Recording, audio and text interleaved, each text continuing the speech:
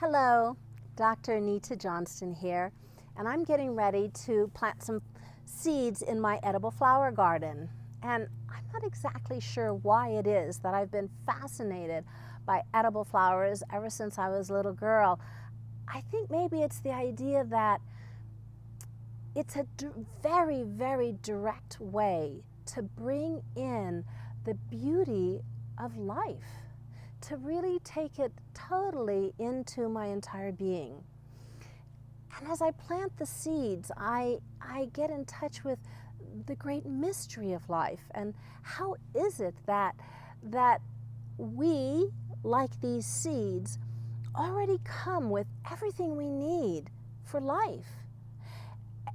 It's all there, and these little seeds can grow into big bushes or delicate flowers or giant trees, and we don't have to do anything to make that happen other than provide the environment that is optimal, the environment that will allow whatever it is that's already been seeded there to come forth.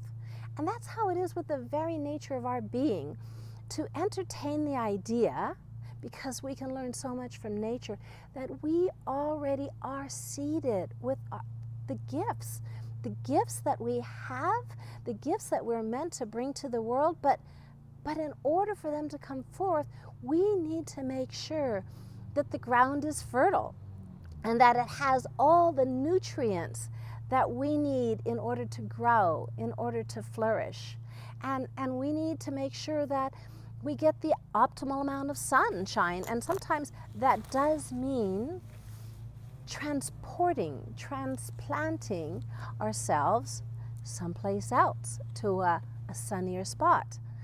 And it does sometimes mean making more space.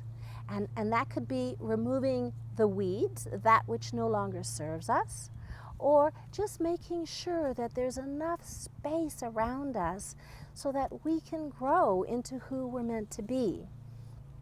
It also means that we don't get hung up in comparing ourselves and worrying that the hollyhock is not going to look like a calendula, or the pansy is not going to grow tall like a bachelor's button, but that each of these flowers, each of us has our own unique beauty. Each of us has our own unique way of being in the world, and we have different requirements. Some of us need more shade and some of us need more sun. And so our job is to really tend to our inner garden so that we can recognize what it is that we need when we need it, not too much, not too little. And so if it's rained a lot, then perhaps we need less water. And if it's been too crowded, if we felt too hedged in, then perhaps we need more space. And so as we tend to our inner garden, that's really what recovery from disordered eating is. It is tending. It is paying attention. It is making sure that we have the nutrients that we need. It is making sure that we have the space that we need to grow and to flourish and to come into our own being. We have a lot that we can learn from nature. It also requires a certain amount of patience. I can't make these flowers grow any faster, much as I would like to. I can give them the nutrients, the attention that they need in order to grow and flourish. But I'm not totally in charge of exactly the shape of their petals and their colors. And I don't have to be, because my job is to appreciate what it is that they already have been seeded with, and then allow that to come forth.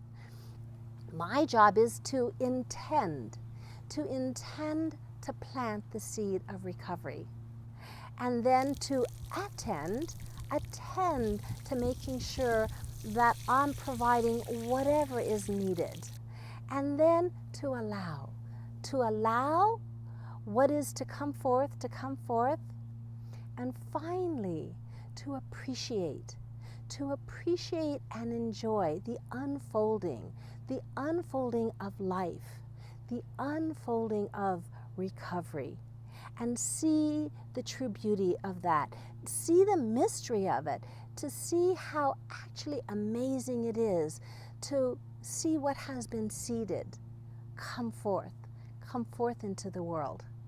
And so, from the Light of the Moon Cafe, I invite you to tend to your inner garden.